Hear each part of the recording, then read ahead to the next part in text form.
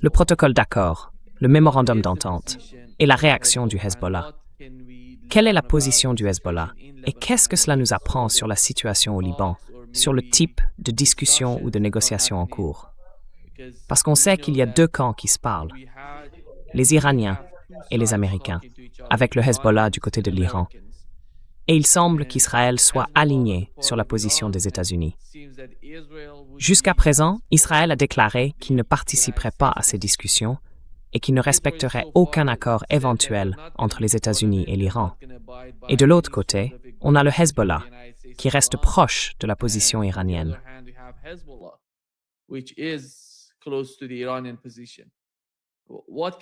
Que peut-on apprendre de la position du Hezbollah à propos du protocole d'accord?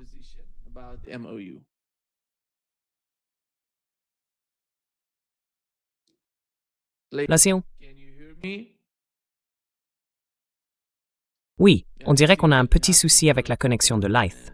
Il est coupé. Comme vous pouvez l'entendre, il y a pas mal de bruit parce qu'il est dans un lieu public. Il nous parle depuis l'extérieur. Oui, attendez, je vais essayer de le remettre. Voilà.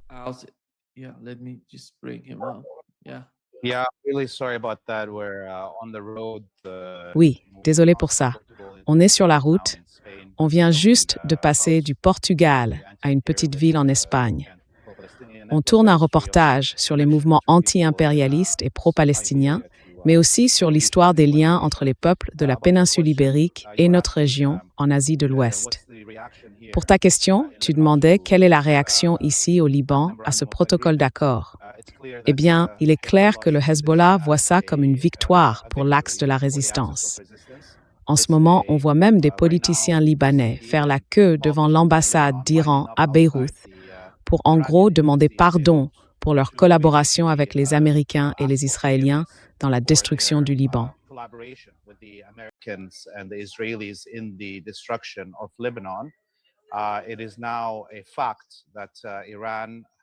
C'est désormais un fait. L'Iran a étendu sa puissance militaire et sa protection au peuple libanais et au Liban dans son ensemble.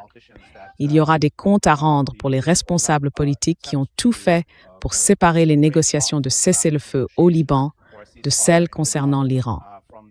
Sur le terrain, les affrontements militaires se poursuivent en ce moment même, toute la nuit, et plusieurs tentatives d'avancée israéliennes ont échoué dans des embuscades. Hier, on a vu plusieurs vidéos publiées par le Hezbollah montrant leurs opérations. Et comme les journalistes s'enfoncent désormais plus au sud, ils peuvent diffuser des images d'attaques contre des positions israéliennes.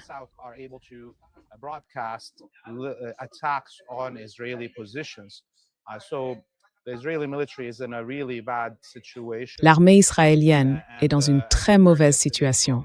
Et comme on l'a entendu hier de la part des responsables iraniens, si les Israéliens ne mettent pas fin à leurs attaques au Liban, à leur violation du mémorandum d'accord et du cessez-le-feu, il y aura une punition pour ce régime hors la loi et pour son armée. D'ailleurs, on lisait ce matin dans la presse américaine que des responsables américains pensent que la République islamique d'Iran pourrait frapper sans avertissement la colonie israélienne si elle continue à violer le cessez-le-feu. Beaucoup de gens dans le sud du Liban rentrent dans leur village et malheureusement découvrent l'ampleur des destructions et les crimes de guerre commis par les Israéliens.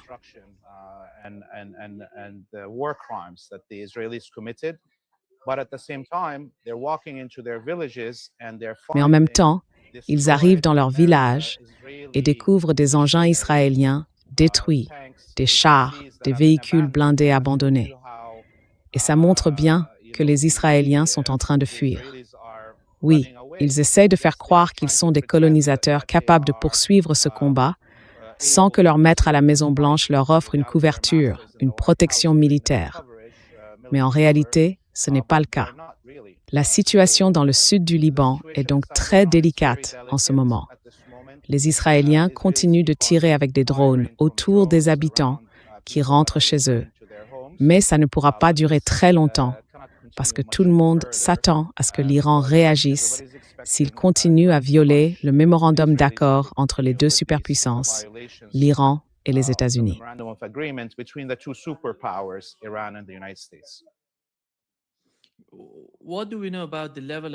Qu'est-ce qu'on sait du niveau de perturbation dans certaines de ces villes?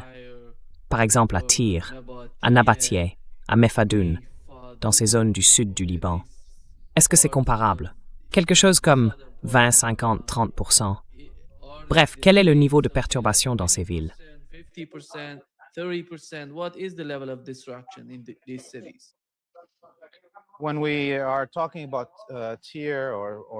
Quand on parle de Tyr ou Sour, c'est une ville sur laquelle les Israéliens, au cours des 48 dernières heures, ont délibérément concentré plusieurs attaques sur des immeubles résidentiels.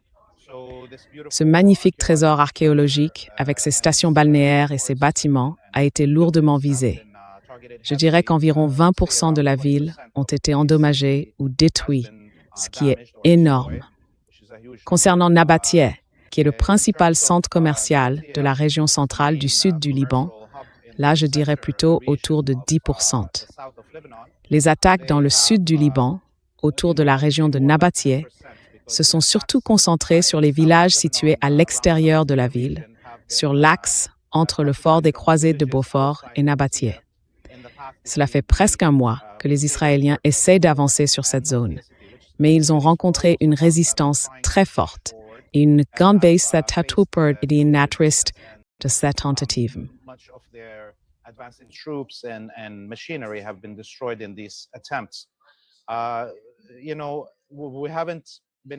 Vous savez, on n'a pas pu aller plus loin que ces villages de première ligne autour de Nabathieh, donc on ne sait pas vraiment ce qu'il y a au-delà. Mais quand on regarde les vidéos que les Israéliens ont continué à publier ces 3 derniers mois, où on les voit faire exploser des villages entiers, on s'attend à ce que, quand les gens retourneront dans les villages de la deuxième ligne, dans le sud du Liban, ils découvrent une destruction totale. Et puis, on a appris ce matin que les Israéliens s'étaient complètement retirés d'Al-Khiyam. C'est ce village bien connu où se trouvait, dans les années 80 et 90, un centre de torture de l'armée de l'Ahad, l'armée collaborationniste.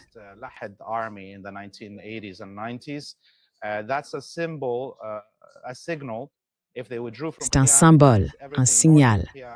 S'ils se sont retirés de Khiam, ça veut dire que tout ce qui est au nord de Khiam a été évacué et qu'ils se positionnent maintenant juste à la frontière entre les colonies et Khiam. Donc c'est encore un signe qu'ils essayent de regrouper leurs troupes avant de les faire monter dans des bus et d'amener les chars, vous savez, sur des engins de transport lourds. Je pense que si, dans les prochaines 24 heures, on ne voit pas un arrêt complet, en fait, je dirais même d'ici ce soir, si les Israéliens ne cessent pas leurs attaques, il y aura une riposte de l'Iran.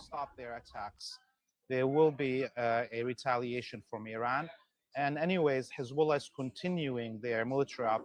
de toute façon, en plus de poursuivre leurs opérations militaires, ils tirent maintenant de lourdes salves de missiles, pas seulement ces drones FPV qu'on voit, sur les positions découvertes où se rassemblent les soldats israéliens. Donc plus l'armée israélienne met de temps à se retirer, plus elle aura de pertes et de victimes. Et je pense qu'en un sens, au Liban, personne ne considère vraiment cela comme un vrai cessez-le-feu. On a vu à de nombreuses reprises comment les Israéliens violent les cessez-le-feu, et on a l'impression que les Américains soit jouent un double jeu avec leurs protégés, soit ne parviennent pas à contrôler ce chien enragé. On verra bien ce qui se passera dans les 12 à 24 prochaines heures, mais je pense que c'est ça qui déterminera la réalité du cessez-le-feu.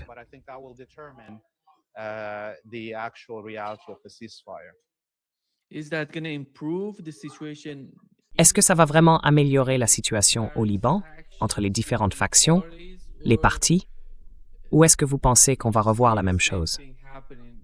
Parce que je parle du protocole d'accord et de cette nouvelle forme de pression sur Israël pour qu'il se retire du Liban.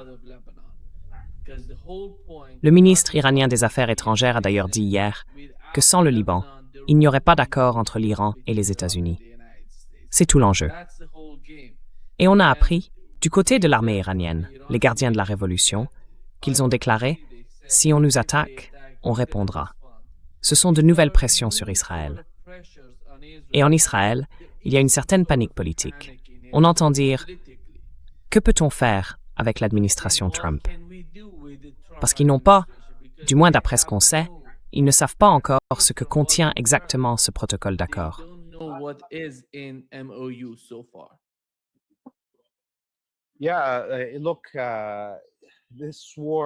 Écoutez, cette guerre et la victoire de l'Iran dans cette guerre ont complètement bouleversé l'équilibre des forces dans la région. Tous ces rêves, toutes ces illusions qu'avaient les Israéliens sur le fait d'être un peuple élu, une superpuissance, et que, d'une manière ou d'une autre, 7 millions de colons pouvaient dominer tous les Arabes et les musulmans, tout ça est en ruine. Avec cette victoire, l'Iran a désormais le droit d'imposer le ton de la politique régionale. Je pense qu'on va voir, non seulement comme on l'a vu ces dernières 36 heures, tous ces politiciens libanais faire la queue devant l'ambassade pour implorer la clémence, mais qu'on verra la même chose chez les vassaux arabes à mesure que leur maître se retire et reconnaît sa défaite.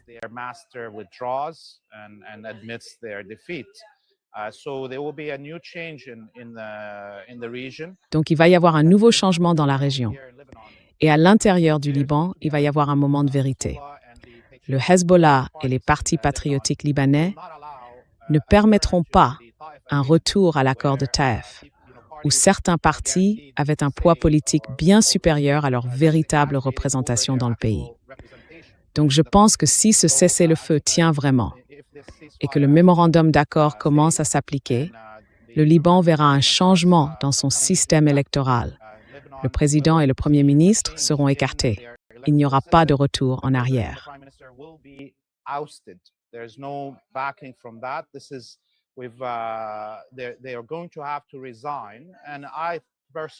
Ils vont devoir démissionner. Moi, je pense que ce président et ce premier ministre finiront par faire leurs valises et partir en France ou aux États-Unis. Parce que la façon dont ils ont sapé la sécurité du Liban et infligé autant de dégâts au pays par leur attitude belliqueuse envers leur propre peuple ne sera pas facilement pardonnée. Il y aura donc un nouvel équilibre des forces au Liban, et c'est le parti vainqueur qui le définira.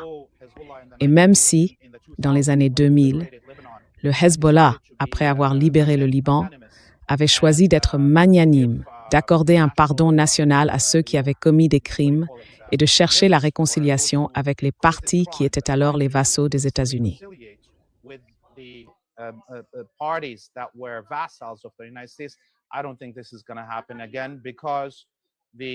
Et je ne pense pas que cela se reproduira, parce que le sacrifice consenti par le Hezbollah et par les partis patriotiques du Liban pendant cette guerre est 100 fois plus grand que celui qui a été fait pour libérer le Liban en 2000. Le sang du martyr Sayed Hassan Nasrallah et celui de tous les martyrs du Liban ne sera pas versé en vain. Il y aura des comptes à rendre pour ceux qui ont participé au génocide de masse et au nettoyage ethnique de ce pays. Nous verrons, je pense, comme je l'ai déjà dit, le président et le premier ministre démissionner et sans doute quitter le pays avec leur second passeport. Et en même temps, les partis qui ont collaboré, qui de toute façon ne représentent qu'une petite fraction du Liban, seront ramenés à leur juste mesure.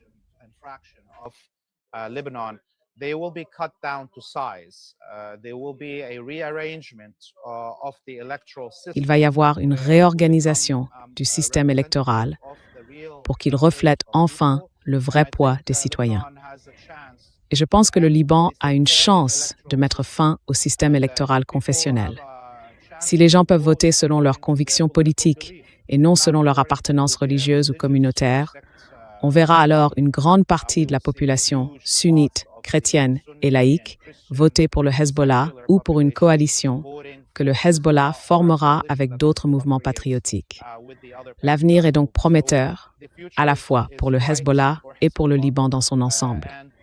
Mais il y aura une période d'ajustement, une réorganisation de la scène politique libanaise, pour faire face aux problèmes que nous avons connus avec certains collaborateurs enhardis qui vont jusqu'à appeler ouvertement au meurtre de leur propre peuple.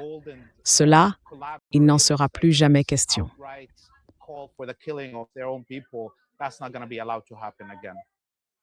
I think that's a serious point that you Je pense que c'est un point très sérieux que vous soulevez.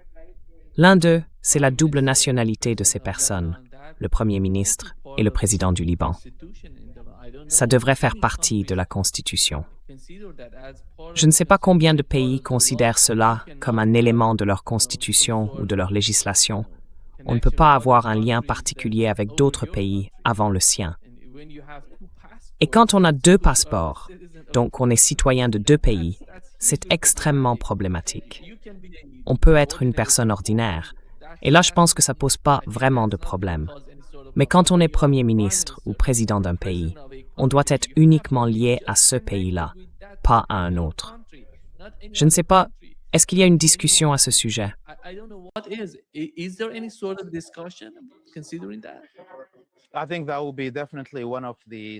Je pense que ce sera clairement l'une des grandes priorités.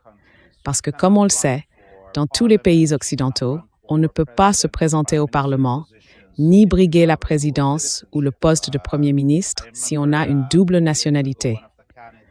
Je me souviens qu'il y a quelques années, l'un des candidats au poste de Premier ministre au Canada avait un passeport américain. Il a dû renoncer publiquement à sa citoyenneté et publier une déclaration pour dire qu'il avait abandonné sa nationalité américaine afin d'être éligible. Et c'est logique. On ne peut pas avoir une double loyauté dans une telle fonction. Bien sûr, les citoyens ordinaires devraient pouvoir avoir autant de passeports et de nationalités qu'ils le souhaitent. Mais on ne peut pas diriger un pays, ni prendre des décisions pour lui, quand il existe un doute sur le pays auquel on est le plus fidèle.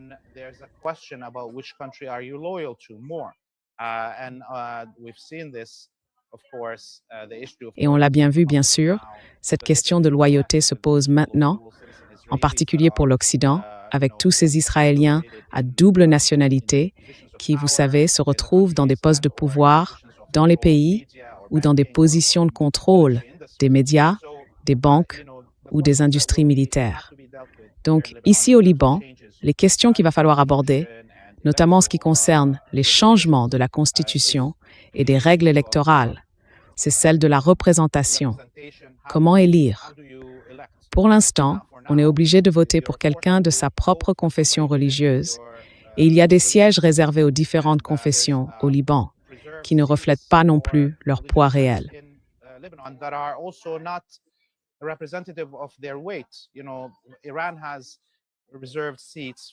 Vous savez, en Iran, il y a des sièges réservés pour les personnes de différentes religions. Mais en réalité, le nombre de ces sièges correspond au nombre de citoyens appartenant à chaque communauté. Au Liban, ce n'est pas du tout le cas. Les sièges réservés sont basés sur le recensement de 1942, à une époque où la moitié de la population était chrétienne. Aujourd'hui, presque la moitié de la population est chiite. Et pourtant, les chiites n'ont qu'environ 20 à 25% des sièges qui leur sont attribués au Parlement. Alors, une façon de corriger cela, c'est de permettre aux gens de voter comme ils le souhaitent, librement. Et le Liban, en tant que nation multiconfessionnelle et multiethnique, a toujours su se protéger et rester inclusif.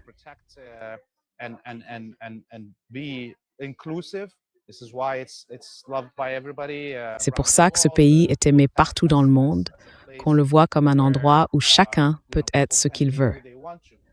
Alors oui, il va y avoir un changement dans le processus électoral et dans la représentation. Et bien sûr, il faut des garanties pour éviter que certaines personnes aient une double loyauté à cause de leur double nationalité, surtout si elles veulent se présenter au Parlement ou au poste de Premier ministre ou de président. Ce ne sera pas une discussion facile, mais il faut l'aborder. Et vous savez, le Liban ne peut pas se permettre d'entrer dans une nouvelle guerre, disons, ou de gérer ses relations avec ses voisins tant qu'il n'y a pas une représentation juste du peuple et de ses opinions.